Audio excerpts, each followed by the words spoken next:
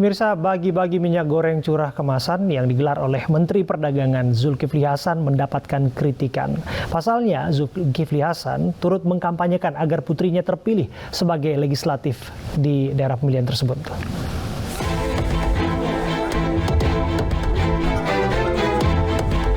Menteri Perdagangan Zulkifli Hasan ramai mendapat kritikan usai membagi-bagikan minyak goreng gratis di Bandar Lampung, Lampung.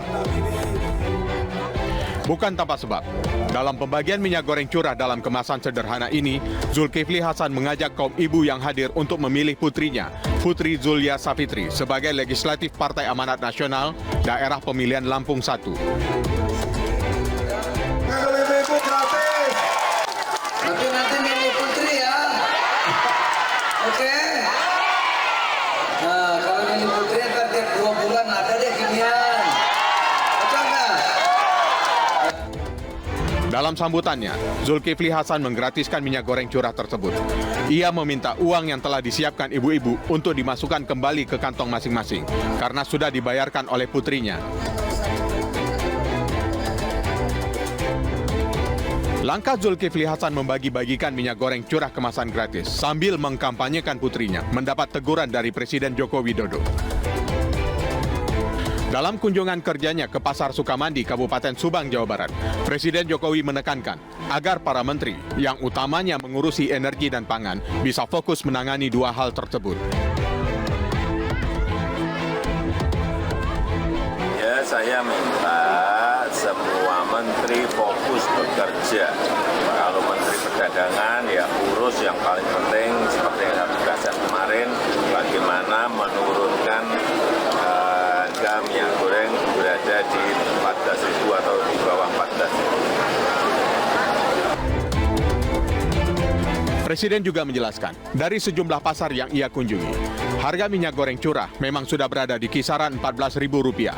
Namun, jangan sampai langka untuk memenuhi kebutuhan rakyat terdisrupsi dan terpleset. Sebagai pembantu Presiden dalam melayani masyarakat, Zulkifli Hasan seharusnya dapat meninggalkan atribut partai. Selain itu, langkah pejabat negara dalam memanfaatkan kesulitan warga untuk kepentingan keluarga dinilai tidak etis.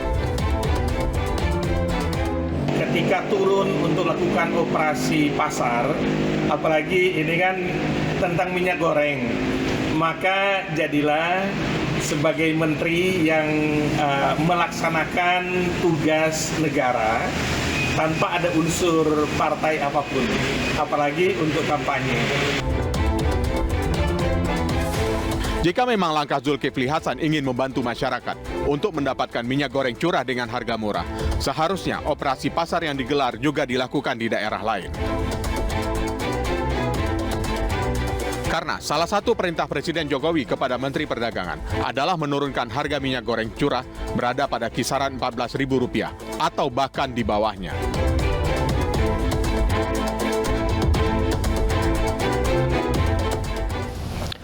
Dan pemirsa, untuk membahas topik ini sudah bergabung bersama kami Rizky Aljupri, politikus Partai Amanat Nasional, dan Refli Harun, pakar hukum tata negara. Assalamualaikum, selamat malam Bapak. Selamat malam. Waalaikumsalam, selamat malam. Ya, Bung Refli, Bung Rizky, malam ini kita dipertemukan oleh aksi Pak Zulkifli Hasan, Menteri Perdagangan. Kita nggak mau ketinggalan kalau ibu-ibu di Lampung memperbincangkannya. Nah, gini giliran kita gitu. Tapi urusannya nggak berhenti sampai di situ karena menuai kritikan. Kita ingin tahu bagaimana tanggapan Bung Rizky mengenai kampanye yang dinilai kecepatan. Ya, terima kasih. Pertama-tama kami di Partai Amanat Nasional menganggap bahwa pernyataan Bapak Presiden, Pak Jokowi, itu sebagai sebetulnya bentuk kasih sayang.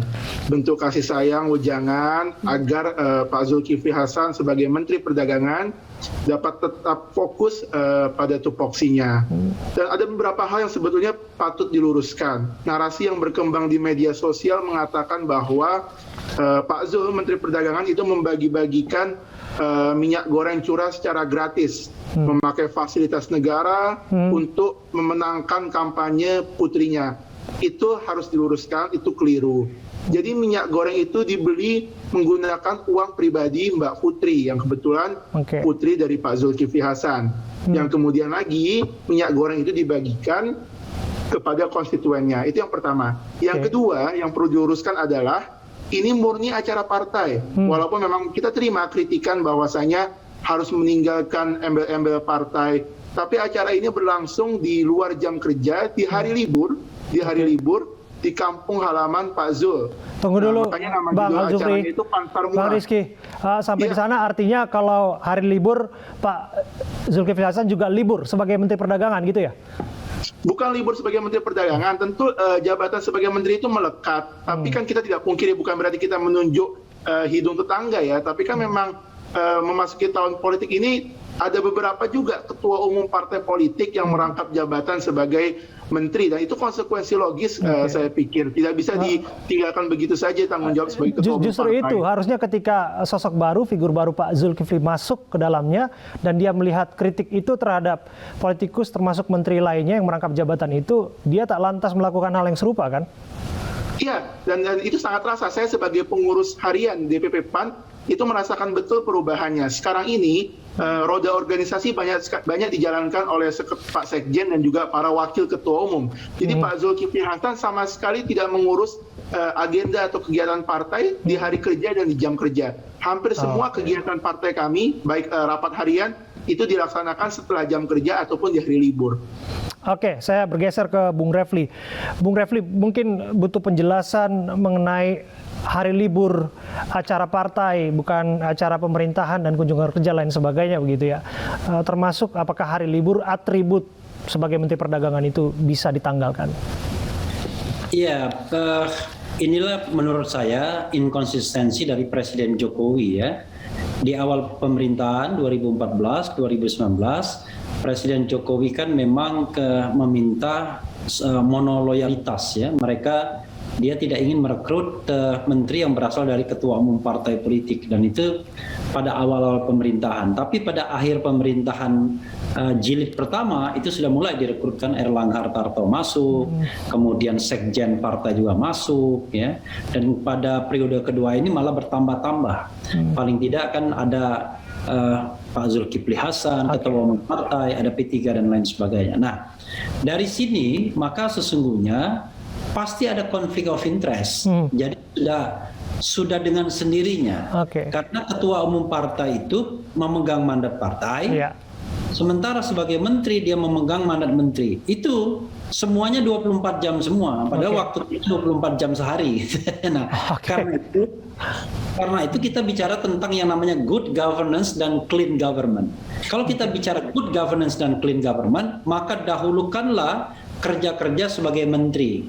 Jadi mau tidak mau partai harus dikorbankan. Toh kerja partai bisa diwakilkan ke pihak lain, kerja menteri tidak bisa diwakilkan karena menteri itu menggunakan fasilitas publik, kepercayaan presiden. Karena itu menurut saya terlepas dari minyak goreng itu dibeli oleh Mbak Putri atau apa yang dilakukan Pak Zul tetap saja tidak etis. Oke, kalau disebutkan tadi barangkali ini keterpanggilan juga lah ya untuk memberikan perhatian kepada ibu-ibu di sana, di mana minyak goreng dirasa menjadi persoalan pelik dan memberikan jawaban atas persoalan yang dimaksud dengan bagi-bagi gratis gitu. Iya, kita kan bicara kalau level menteri itu selevel pembuat kebijakan. Dia bukan eksekutor di lapangan, karena kalau cuma eksekutor di lapangan coverage area-nya kan tidak bisa banyak seluruh Indonesia. Karena itu yang paling penting dari seorang menteri adalah membuat sebuah kebijakan dan kebijakan tersebut bisa dirasakan di seluruh Indonesia. Jadi tidak memilih daerah tertentu dengan dalam tanda kutip memanfaatkan jabatannya untuk mendongkrak elektabilitas katakanlah calon-calon yang diinginkan. Nah, ini kan soal etik. Kalau soal etik itu ya memang soal rasa. Nah, gitu. Ini soal rasa, Bung Rizky, bagaimana kemudian Pak Zulkifli sebagai Menteri Perdagangan menjelaskan rasa yang dimaksud agar kemudian apa yang dilakukannya kelak juga tidak akan menimbulkan pro kontra di tengah masyarakat, termasuk soal jabatan sebagai Menteri Perdagangan. Baik, yang perlu disampaikan adalah tugas dari Pak Presiden jelas.